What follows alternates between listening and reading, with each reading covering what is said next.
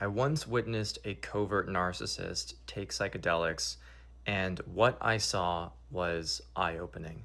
This person essentially began to spiral, repeating the same thing over and over again, that they were in danger, that they weren't safe, and that they feared for their life.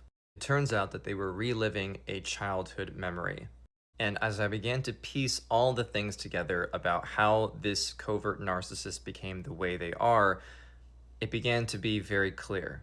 A core part about narcissism is that they don't develop an individuated sense of self. That is, they grow up in an environment that is not conducive for literal brain structures that are integral to developing empathy and a sense of who they are. This can come about in one of two ways often. One is being in a pampered atmosphere where they are encouraged to play to an image of who they should be, which is why you get those narcissists who are showered with everything they could want, but still end up with narcissism.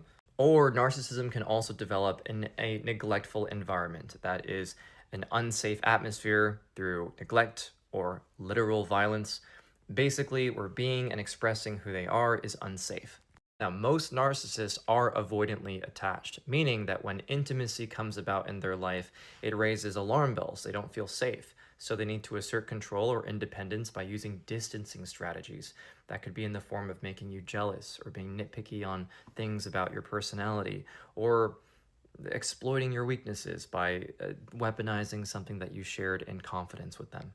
However, what makes narcissism so insidious that in addition to these distancing strategies, they use these strategies to also control you. Because recall that narcissism doesn't have an individuated sense of self, and because they don't know who they are, they do not generate their own vital signal.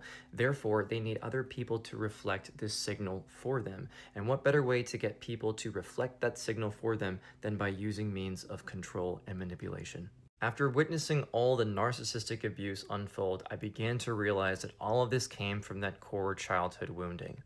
A child that was unable to develop the sense of self because they were growing up in an unsafe, violent environment, in addition to having to rely on themselves for self-regulation and thereby creating an avoidant attachment style. I think what this has shown me is just how powerful childhood woundings can have on someone's future, because essentially they aren't fully there. They are being controlled literally by their unhealed and unintegrated trauma, acting in what can be said is quite evil ways, quite selfish and self-serving ways.